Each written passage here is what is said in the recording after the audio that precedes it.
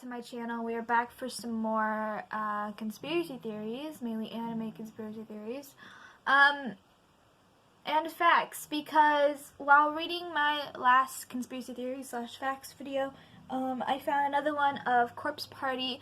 This has 20 Corpse Party facts, but I also found two short theories. So I'm gonna try and read this as slow as possible and try and make sense of it.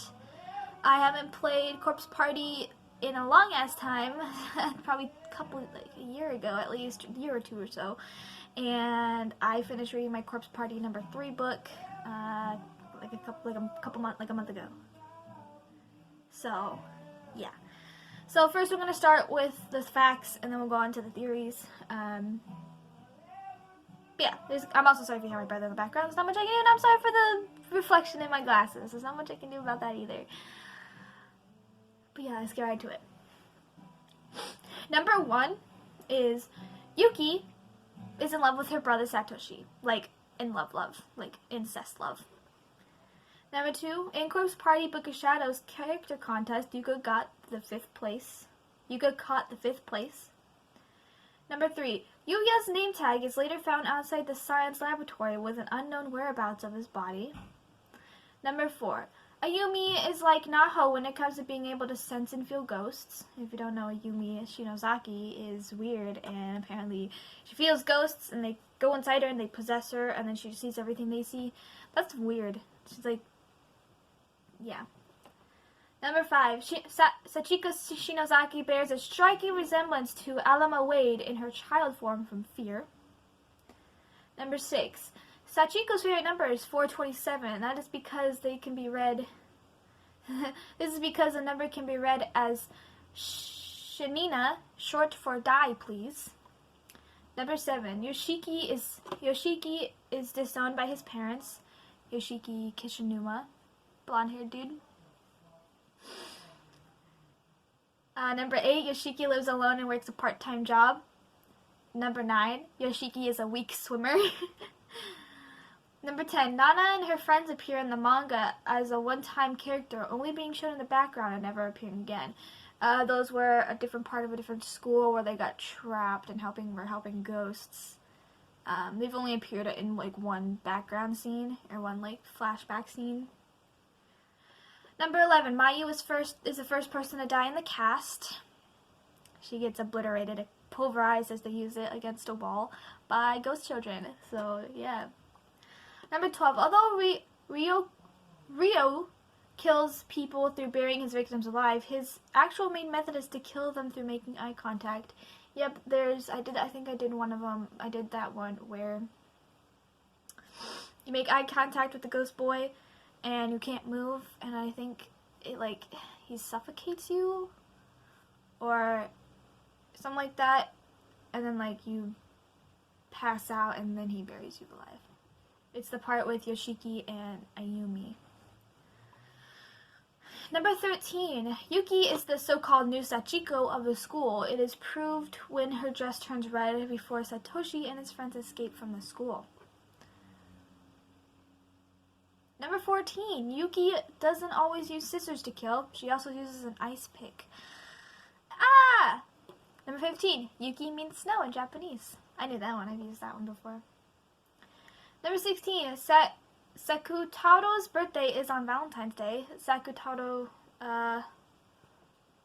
shit. I think that's Fukuroi? Sakutaro Corpse Party. Oh no, it's Morishige. Right. My bad. I keep seeing that they have a film of Corpse Party.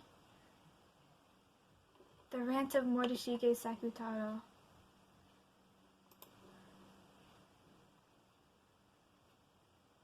Oh! This is a long conspiracy theory. We might read that after this if this is not long enough. Morishige's death revealed. Obviously. It's pretty obvious how he died. Sorry. Number 17. Sachiko seems to have taken a liking to Sakutaro due to his own twisted nature. I hate when cute characters like Morishige turn out to be fucking insane. Because he does go insane as soon as he finds out that Mayu was pulverized against a wall. He takes pictures of dead bodies as just evidence. And then as soon as he figures out that Mayu, which was like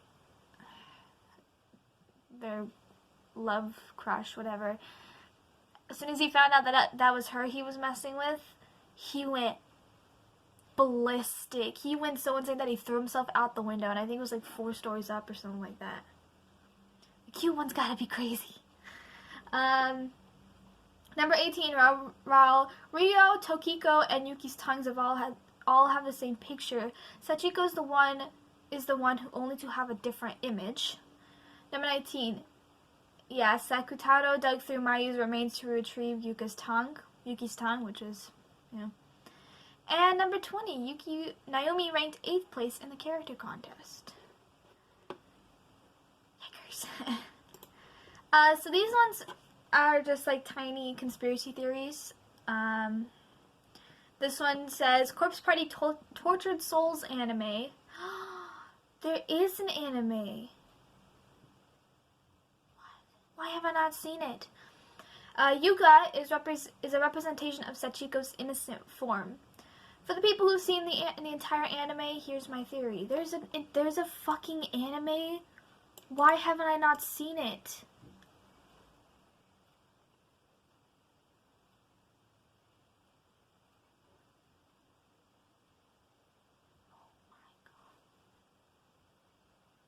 There's only 4 episodes though. Why have I not noticed that? I'm so mad. So there's only 5 theories that it says. Number 1, Yuka and Sachiko are extremely similar. 2, Yuka is a very young girl, probably 9 years old, and Sachiko was probably Yuka's age before she was killed. Both of them were presented in the wrong place at the wrong time. Like, Sachiko was present when her mom was killed, witnessed that, and got killed, and Yuka just wanted to give her brother an umbrella, but was present at the charm time. Yuka is the only character who dies in precise, violent way, considering her being a child, which is shown to the audience. Why her, you may ask?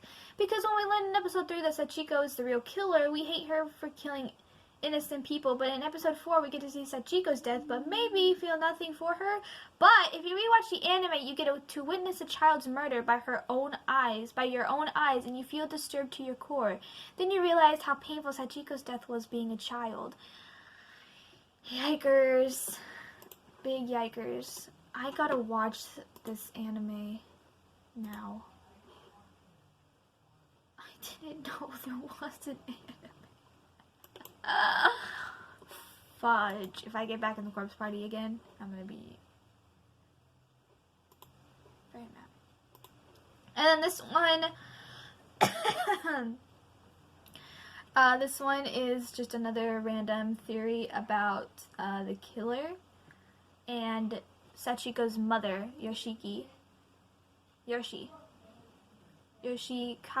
was, I think, the principal of the school of Heavenly Host a long time ago. So yeah. We all know that Takamine attempted to rape Yoshi and eventually ended up killing her. Most people think he did that just because he was an asshole, which he was, but I think he had a motive.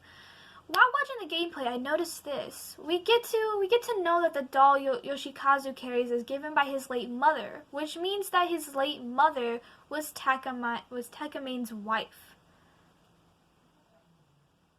Sorry, hold on. I'm trying to think of Yoshikazu.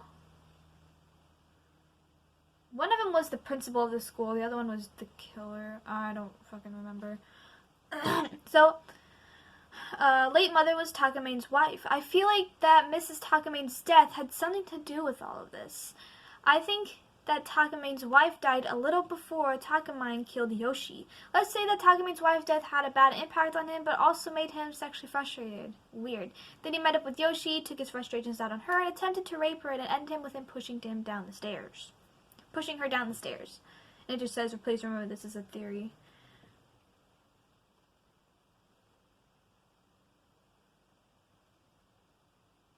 People say there's too many holes in the theory.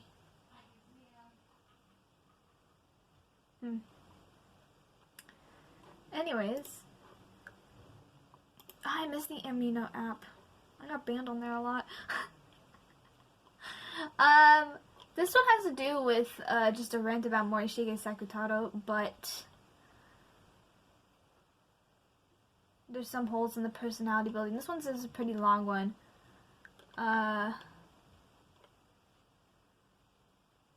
Sure, we'll read it, because it's only been 10 minutes. Why not? Just a random corpse party. Perry, what are you doing? So, buckle up because I'm about to tell you the precise reason why Morishige is my second favorite character in the entire anime series. His character is one of the best written in the series, and I'm disappointed that the most development we got out of him was the hysteric birthday. I'm just reading what it says. I think Sakutaro's background is probably the most crucial part in the development or his presentation of his character. Sakutaro comes in the middle-class family, his father's a doctor, so I assume they don't see one another much. And he claims that his mother acts nervous around him. He doesn't have a good relationship with his parents, and so he probably felt really isolated for a while. However,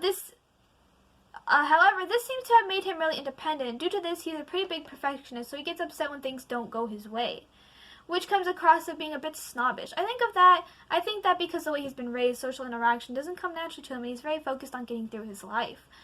Rather than enjoying things in the moment, his overall personality comes from the connection with technology, awareness of social interaction, and perfectionist traits suggest that he's very intent on keeping track of his life as it goes, from the photos and computer files to his relationship with others to schoolwork. He's very organized, also rather knowledgeable and observant. Sometimes he can come across a bit as old-fashioned, but I think this is just because he grew up in a rather traditional and stereotypical Japanese family. The one person that he ever really had a close relationship with was his father, who I assume passed away during his preteens. Since his parents were busy, his grandfather probably babysat him and tried to make him feel better about being alone, and listening to him whenever he had something to say, and was fully supporting him. It would have been a low blow to have one person he could talk to and to just leave him, and as he was young, I wonder if he would have been able to attend a funeral, which probably would have made taking opening up to people even worse. Never mind that though, because somehow between this and in the event he takes place in the game series, Mayu manages to befriend Sakutaro.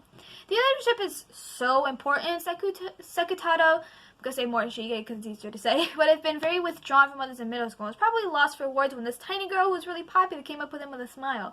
He spent years without a shoulder to lean on, and Mayu's the type of person to insistent on understanding others before judging them, and I think Morishige really took this to heart. It was acknowledging that he could actually make friends and his likes for the same things that he did, and listen to what he had to say and agree with him. That built a more friendly approach he sometimes when displaying himself. When the two have a sibling-like bond, and Mayu comes from Shigeni as Morishige, and Morishige is well aware that he clearly cares for him which he feels fully appreciates. As a relationship with others characters, there isn't really much to comment on. However, I mentioned in the interaction between Morishige and Yoshiki with Hysteric Birthday, because of the game I kind of got the picture that Yoshiki sometimes joins Morishige and Mayu as kind of a trio. Morishige and Yoshiki have a very specific relationship that I can personally relate to. It's difficult to describe, but it seems like they have a mutual understanding with each other, and they're both people who differ from typical crowd, and although they argue a lot over current differences of personal viewpoints, they do agree on certain things from logical standpoints, since both don't really delve too deep into emotional sides of things. I really hope I'm not going too far with this. Morishige is the biggest bro TP, so sorry. I also kind of like the way they joke around with each other. It's rather sarcastic and dark humor that they share, and it matches both of their personalities. The right teasing and small conversations combined with something more dramatic, for example, kill yourself or I want to die, may seem a bit hateful, but coming from somebody who lives in England, a country full of most artistic, dark, and controversial people you ever meet, it's nice that they have a connection with someone where they can say and joke things and know they'll be taken as a joke and understand the point that you're trying to make. Speaking of killing yourself, Morishige's death. I'm sorry for that segue. That changes Morishige's presentation from the game Hysteric Birthday, and Tenjin is quite possibly one of my favorite corpse party series altogether. Because of the supernatural darkening overall atmosphere, combined with the realization that his savior could easily be fatal in danger, Morishige starts breaking down. I I like to make a slight comparison to Kazami if you're thinking about this, because Kazami takes away on Heavenly Host that it doesn't matter who kills you, you're gonna die here anyways. Like I mentioned previously, Morishige tends to look at the bigger picture of things and their outcomes, and he's also quite observant. So he likely realizes that his image that he built over himself in the years in order to respected meant absolutely nothing by the time he arrived in Tenjin. And this is where his perfectionist character begins to break down. All the feelings of isolation and lack of worth that he'd been feeling in his early childhood came back out. It was something as powerful and darkening. It didn't take him long to lose all moral and break down from the act he's been trying to put together for many years. From what I see, Morishige's down spiral and his death actually consists of several structured factors. Firstly, the immediate fascination with corpses. The reason why he's drawn to corpses and gore about the place is a conscious reminder that he's still alive and supposedly better than all the people he's crossed so far. As a result of the isolation, or the part of his coping mechanism is to think that he's too good for people and that they aren't smart enough to understand him or be on his level. The other interpretation is that his connection to his love in horror movies. This fits nicely with the constant reassurance to himself that he'll be able to find Mayu. It's like that he becomes borderline obsessive with things that he feels comfortable with, and he holds on on this to as a shred of hope. The irony of the punchline of his death is I'm certain of this. By losing his calm, collected mindset, he falls into insanity, going to perfectionistic to psychotic mess of a person who's once rather negative, but now clinging on to the one person he was before Tenjin, putting an effort to convincing Satoshi, Yuka, and Ayumi and Shinozaki that he was perfectly fine and capable on his own, talking to them in a usual manner.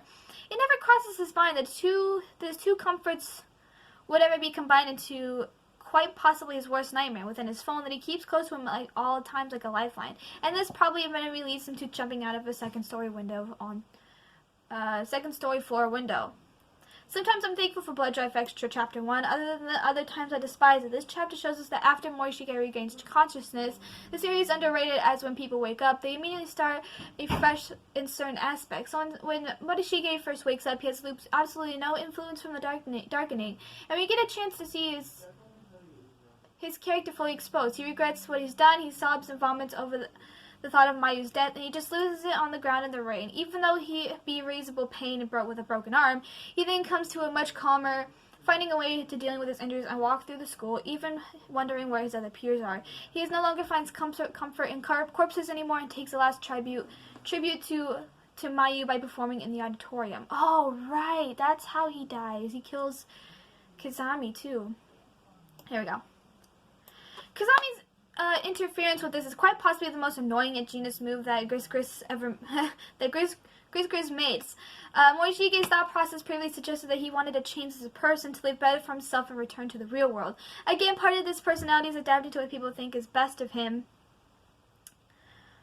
He seeks validation of others in order to continue the pathway he makes for himself. Unfortunately, Kazami convinces him that he did want a person positively unforgivable, and that the only way to repent his sins is to end his own life. It is in this iconic moment because Morishige is still following the guidance of others, what Kazami thinks he should do in his situation. Yet it's also now only Mayu's validation that he seeks. It only shows that Mayu was only a person he didn't need validation from, that he knew that she would be there anyways, and he felt that he could never get away from that, which may be after effect also losing his grandfather. It also contradicts everything that he thought before him. Morishige was so focused on his life and where he was going, and none of that mattered once Mayu was gone. Morishige is a character who I feel represented serious issues in society. To summarize, what we have here is a character on the outside acts a perfectionist, tries to live up to expectations, planning out their life, and having a personality shaped from the background. However, in reality, he feels extremely isolated from society, and when all the safety barriers have been taken away, he loses himself. His experience lost and affected him greatly, and clings to people in hopes that they'll reassure him that what he's doing is right and that he's a good person. For a short time, he wishes to change the way he faked the way through his life, truly appreciated what he has around him, and used to his full advantage. However, he still falls victim into his previous needs for others to guide him into what to do. Kazami and this desperate need for validation ends up killing him. He was blinded by love and gave his life up for it to pay his crimes he didn't commit internally. He had no chance to redeem himself, to try and fix all the mistakes that he had finally realized he was making, and that, I believe, is truly captures the tragedy of Corpse Party. I don't think Morishige is a perfectly designed character. I've rated 5 stars, but we all know that there's no such thing as a perfect character. Another ironic point I can make on Morishige's stance of reputation is that there are a few loopholes in development for his personality. For example, something I found interesting was the way he acted and kept up around people. For the survivors' attention, of course they cannot check if Morishige was still alive or not, as they still had a belief that he was insane, but also the impression I got that they didn't think he would want to live without Mayu, which shows that he greatly misunderstood concept of his life, proving that the act of perfection effective. However, Hysteric Birthday and also some parts of Blood Cover manga don't really give off this sort of vibe off. And Morishige's interaction with others seems completely natural. It also portrayed several times where he's quite lazy, which completely contradicts the perfectionist attitude. And I don't see that these two traits fit together naturally. There's not much to say about him outside the game series, so it wasn't enough representation of Morishige.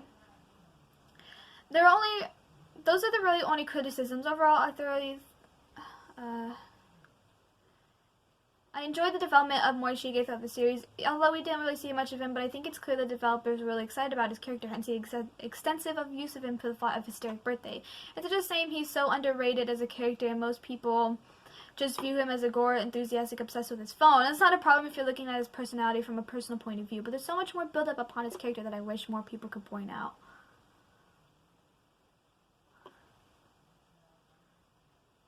Very, very interesting. That's interesting. Honestly, I love Morishige, even though he does kind of go a little cuckoo. I don't know what it is about Glass's characters, but yeah. Anyways, that took longer than I expected, but that is basically it. If you're into my channel, you love anime as much as I do, be sure to subscribe button, give a thumbs up, also the bell so you know if I make videos which is every Wednesday. I love you guys, thank you for everything, and I'll see you later. Bye-bye.